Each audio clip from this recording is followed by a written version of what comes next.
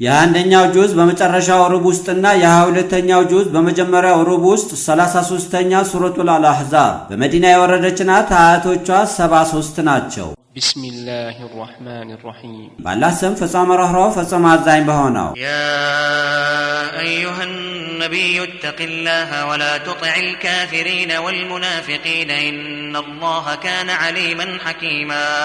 አንተ ነቢይ ሆይ አላህን ፍራ፣ ማለትም በፍራቻ ጽኑ ሁን። ከሃዲያንንና መናፍቃንን አትታዘዛቸው። የከሃዲያንን ከሸሪዓ ጋር የሚጋጭ ምርጫቸውን አታስተናግድ። በማጥቃት ዛቻዎቻቸውም አትስጋ። በእርግጥ አላህ የፍጥረታቱን ባህሪ ሁሉ አዋቂ፣ ፍጥረታቱንም በማስተናበር ጥበበኛ ነውና። ወተቢዕ ማ ዩሓ ኢለይከ ሚን ረቢከ ኢነላህ ካነ ቢማ ተዕመሉነ ኸቢራ። ከጌታ አላህ ዘንድ ወደ አንተ የሚወርደውን የቁርአን ትእዛዛትን ብቻ ተከተል። የተቃዋሚዎችም አንዳንድ ምርጫና ማስፈራራት አትከተል። በእርግጥ አላህ በምትሰሩት ሥራ ውስጥ አዋቂ ነውና። ወተወከል ዐለላህ ወከፋ ቢላሂ ወኪላ። የጉዳዮችህንም መሳካት ሁሉ ለአላህ በማስረከብ በአላህ ላይ ተመካ፣ መመካትም በአላህ በቃ።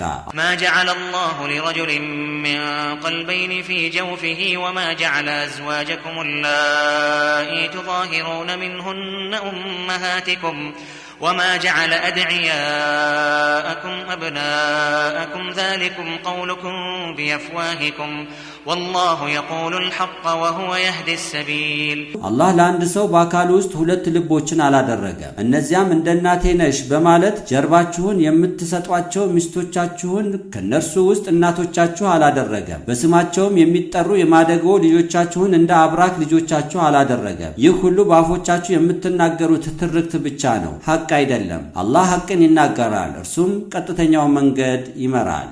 ادعوهم لآبائهم هو أقسط عند الله فإن لم تعلموا آباءهم فإخوانكم في الدين ومواليكم وليس عليكم جناح فيما أخطأتم به ولكن ما تعمدت قلوبكم وكان الله غفورا رحيما. የማደጎ ልጆችን በአባቶቻቸው ጥሯቸው፣ እርሱም ፍትሃዊነቱ አላህ ዘንድ የላቀ ነው። የማደጎ ልጆችን አባቶቻቸውን የማታውቁ ከሆነ በሃይማኖት ወንድሞቻችሁና ዘመዶቻችሁ ናቸው። በእናንተ ላይ በተሳሳታችሁበት ነገር ወንጀል የለባችሁም። ነገር ግን ወንጀለኛ የምትሆኑት ልቦቻችሁ ባወቀው ጉዳይ ላይ ነው። አላህም መሐሪ አዛኝ ነውና። النبي أولى بالمؤمنين من أنفسهم وأزواجه أمهاتهم وأولو الأرحام بعضهم أولى ببعض في كتاب الله من المؤمنين والمهاجرين إلا أن تفعلوا إلى أوليائكم معروفا كان ذلك في الكتاب مسطورا. ነብዩ በአማኞች ላይ ከነፍሶቻቸው የበለጠ የማዘዝ መብት አለው። ሚስቶቹም ለአማኞች እናቶቻቸው ናቸው። የዝምድና ባለቤቶቹም የሥጋ ዘመዳሞች በውርስ ጉዳይ በአላህ መጽሐፍ ሕግ መሰረት እርስ በርስ ከአማኞችና ስለ ኢስላም ብለው ከመካ ወደ መዲና ከተሰደዱት ስደተኞች የበለጡ ናቸው። የውርስ ንብረት ከወራሾች ውጪ ለወዳጆቻችሁ በአግባቡ ድርሻን ብታደርጉ ግን ምንም ጥፋት የለበትም። ይህም ሕግ በለውሐል መሕፉዝ ወይንም በጥብቁ ሰሌዳ መጽሐፍ ላይ ተመዝግበዋል። وإذ أخذنا من النبيين ميثاقهم ومنك ومن نوح وإبراهيم وموسى وعيسى بن مريم وأخذنا منهم ميثاقا غليظا. አንተ ነቢይ ሆይ የአላህ መልእክትን ለሕዝቦቻቸው እንዲያስተላልፉ ከነቢያቶች ጋር ጥብቅ ቃል ኪዳንን እንደያዝን ካንተም ከኑህ ከኢብራሂም ከሙሳ ከመርየም ልጅ ከኢሳም የአላህ መልእክት በሐቅ ለሕዝቦቻቸው እንዲያስተላልፉ በጣም የጠበቀ ቃል ኪዳንን አስያዝን። ليسأل الصادقين عن صدقهم وأعد للكافرين عذابا أليما.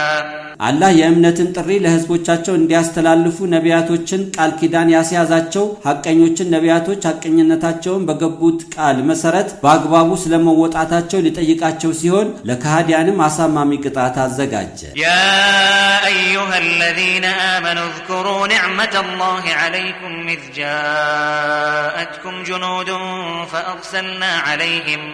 فأرسلنا عليهم ريحا وجنودا لم تروها وكان الله بما تعملون بصيرا እናንተ ያመናችሁ ሆይ በእናንተ ላይ የተዋለላችሁን ያላህ ጸጋ አስታውሱ። በአልአህዛብ ጦርነት ላይ የጠላት ሰራዊት በመጣባችሁ ጊዜ አላህ በጠላት ጦር ላይ ድንኳናቸውን የሚነቃቅልና የማብሰያ ዕቃዎቻቸውን የሚበታተን ኃይለኛን ንፋስና የማይታያቸውን አርበድባጅ የመላእክት ሰራዊት ላከን። አላህም በምትሰሩት ሥራ ላይ ተመልካች ነውና።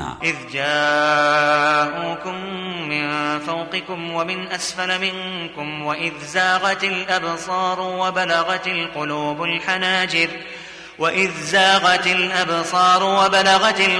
الحناجر وتظنون بالله الظنونا ጠላቶቻችሁ ከላይ ከወደ ምስራቅ ከናንተ በስተግርጌ ከወደ ደቡብ ምዕራብ በኩል በሚመጡባችሁ ጊዜ እይታም በፍራቻ በትካዜ በምትቆዝምበት ጊዜ ልቦችም በድንጋጤ ወደ ጉሮሮዎች ሲደርሱ አናሸንፍም አላህም ሃይማኖትም አይረዳም ብላችሁ መጠራጠርን በአላህ ላይ ትጠራጠራላችሁ። هنالك ابتلي المؤمنون وزلزلوا زلزالا شديدا በዚህም ባስጨናቂ የጠላት ከበባ ወቅት አማኞች ተፈተኑ ኃይለኛውንም መንቀጥቀጥ ተንቀጠቀጡ።